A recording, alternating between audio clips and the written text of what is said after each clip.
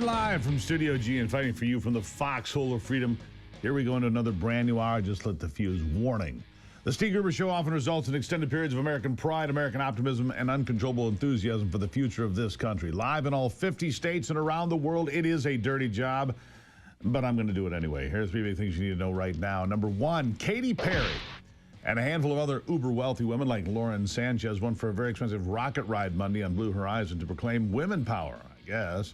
Number 2, UPS jacking up the fees on China to U.S. shipments to help offset some price issues. Nothing new. It's been done before, but people are a little worried. And number 3, well, one of the most colorful moments in the Oval Office on Monday was the wild exchanges involving Kaitlan Collins from CNN, who kept pushing for an answer about whether or not El Salvador's President Bukele, Nayib Bukele, would return a Salvadoran citizen to the United States after he was deported, having been identified twice as an MS-13 gang member by immigration courts.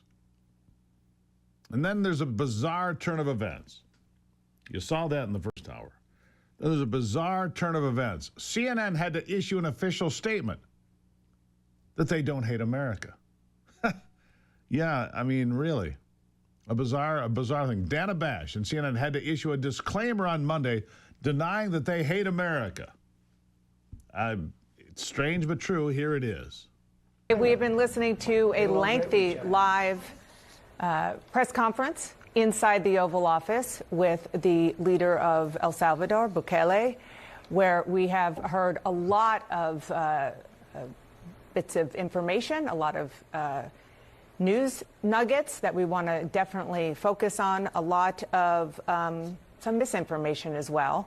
But we want to digest all of this right now with our terrific panel here and our reporters. Jeff Zeleny, I want to start with you. You are at the White House.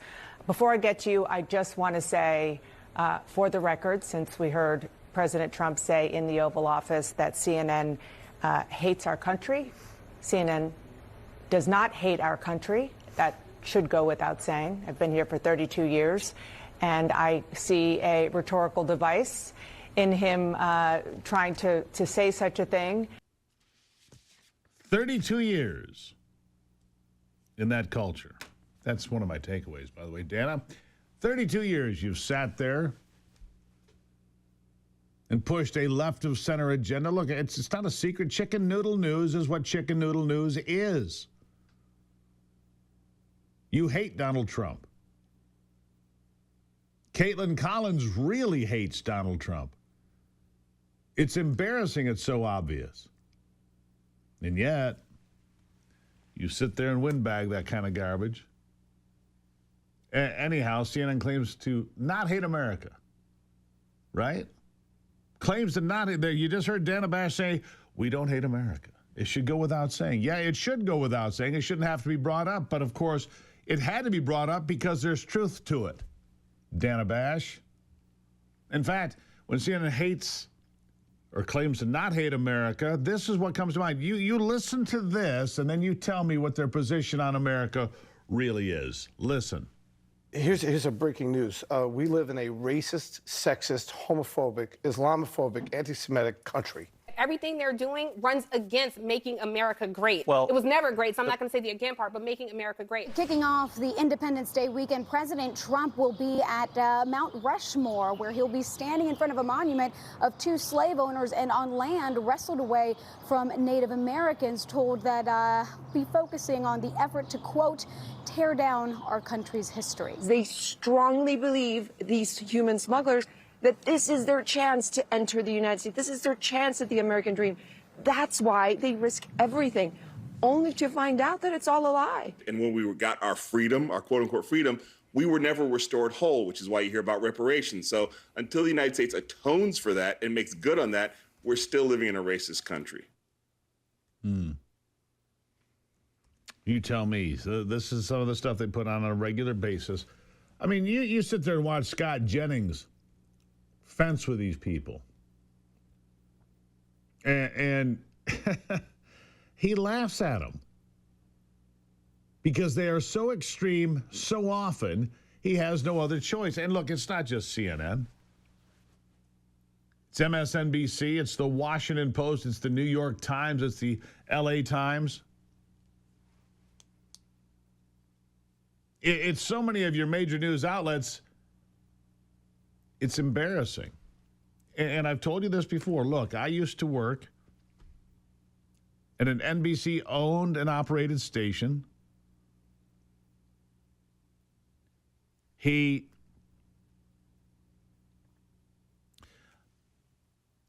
These people go to the same bars and restaurants as their colleagues in the Democrat Party.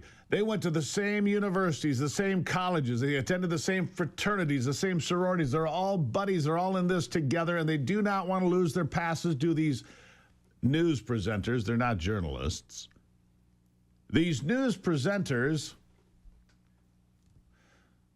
don't want to lose the invitation to the cocktail party coming Friday night this week and Saturday night this week, the special get-together and whatever parties are going to, and they don't want to miss any of that. They're stooges for the left.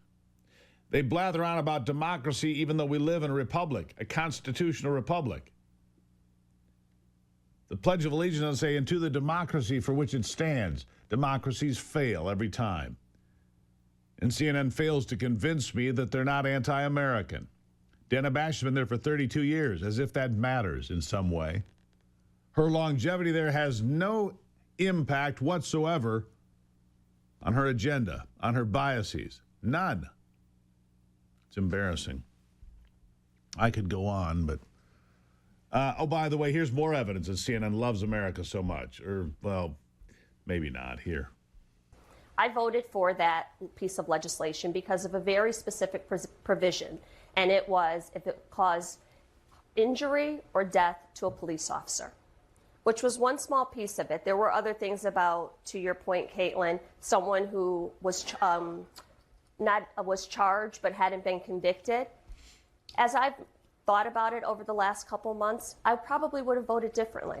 It's a vote that I regret, but coming into this Congress, I trusted that this administration, we would have some, if they wanted to have border security, they wanted to work with Democrats, that we could actually move forward. I'm not really sure of that because I've seen the rhetoric that has come out and the attacks that have been targeted towards immigrants. So I'm very cautious and careful when I'm negotiating my votes moving forward. Yeah, here they are talking about the Laken-Riley Act. She's attacking her own position on the Laken-Riley Act. Is that Democrat on CNN? It's because CNN loves America so much. That somebody like Laken-Riley murdered on the campus of the University of Georgia in the morning of a Thursday. That somehow voting for the Laken-Riley Act and saying people that commit violent crimes in America should be tossed out, somehow that's a bad thing. This is CNN. Yeah.